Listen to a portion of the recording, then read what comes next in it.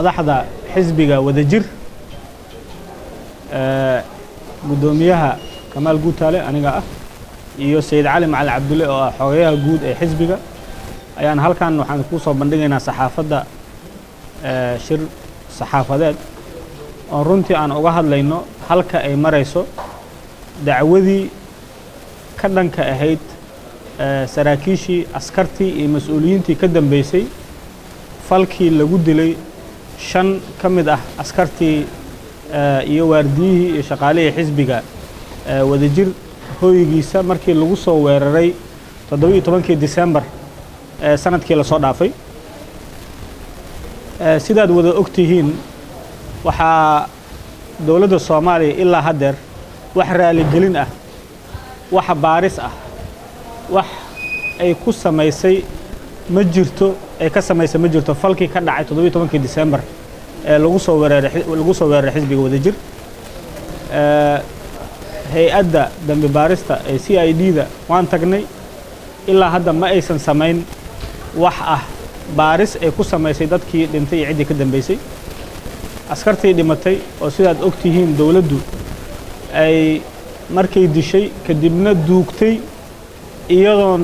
ehelkoodii aysan ogeyn ay xabaashay kadibna la inkiray marka arrintaas annagu ehelkii waxaan u ballan qaadnay inaan ka daba hari doonin maalin dhaweed maxkamadda ciidanka waxaan geynay dacwad ka dhan ah dadkii falka geystay oo runtii cadaymihii iyo wax walba aan u bandhignay maalintaas waxaan sheegay inaan ka daba hari doonin dadka askarta soo amray inaan ka daba hari doonin maanta waxaan soo bandhigaynaa dacwad kale oo aan geynay xeraalinta qaranka iyo aan geynay maxkamadda gobolka Banaadir dacwadaas oo runtii daba socota tii hore isla markaasna eedeynaysa saraakiisha iyo askartii ka dambeysay oo falkaas ku shaqo lahayd saraakiishaas waxa weeyaan sida soo socda Cabdulqaadir Maxamed Nuur Jaamac kusimaha agaasimaha hay'adda nabad sugidda iyo sirdoonka qaranka NISA mudane Saadaq Cumar Xasan agaasimaha gobolka Banaadir ee hay'adda nabad sugidda iyo sirdoonka qaranka Cabdixakiin Nuur Axmed Ciise oo ah sarkaal sare oo ka tirsan sirdoonka arrimaha dibadda iyo Yaasiin Ganey oo ah taliye kooxeed iyo Faarax Maxamuud Qaroole oo asagana ah taliye kooxeed oo ah askartii soo gashay falka geysatay iyo saraakiishii soo amartay waxaan sidaas oo kale aan maanta iyadana aan gudbinay dacwad ka dhan ah xeer ilaaliyaha guud ee qaranka oo asagu ahaa ninkii abaabulay ninkii fududeeyay isku day dil iyo khaarijin loo geysanayay madaxda xisbiga ugana faa'iideystay booskiisa uu fadhiyo oo xeer ilaaliyaha ah uga faa'iideystay si sharci darro ah uga faa'iideystay si musuqmaasuqa uga faa'iideystay inuu fududeeyo khaarijin iyo isku dar shirqool oo loogu talagalay madaxda xisbiga wadajir ayadana dacwadiisa waa geynay xeeladaha guud ee qaranka wuxuu ku eedeysan yahay inuu yahay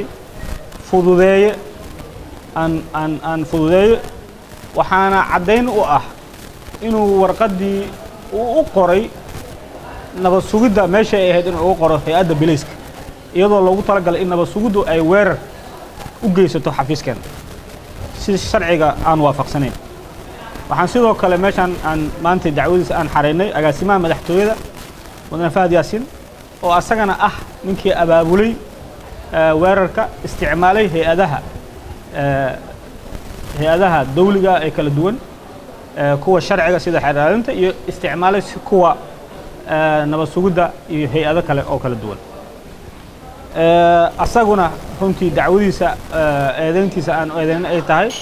abaabul iyo ka dambe iyo abaabul isku soo xirid fal shirqool oo u geystay madaxda xisbiga wadajir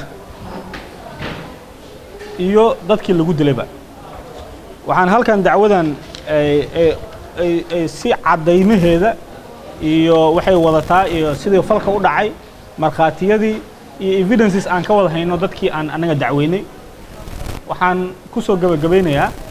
waxaan ka filayaa dawladda inay ka shaqeyso dadka eedeysan oo hadda magacyadooda aan sheegnay ciidanka ah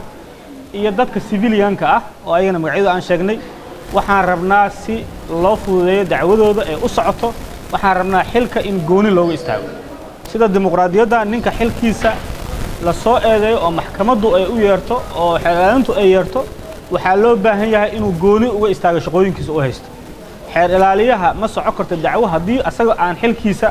aan si gooniya baaritaan inuu ka dhan ah maadaama loo haysto dacwad oo ciqaab ah oo eedeysana ah waxaan rabnaa inuu asaga gooni xilkiisa uga istaago sida uu ugu fududeeyo hay-adaha dambi baarista iyo hay-adaha sharciga oo kale oo shaqada tallaabooyinka qaadi lahaa si uu ugu fududeeyo hawsha waxaan sidoo kale u baahannahay agaasimaha madaxtooyada asagana inuu xilkiisa banneeyo waxaan u baahannahay taliyayaasha aan soo sheegnay taliyaha kusimaha taliyaha nabad sugidda iyo kusimaha iyo taliyaha gobolka banaadir ee nabad sugidda ayaguna in xilkoodu ay si gooni u istaagaan intii baaritaanka uu ka dhammaanayo waxaan rabnaa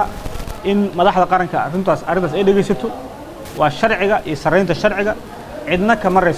kama sarreyso sharciga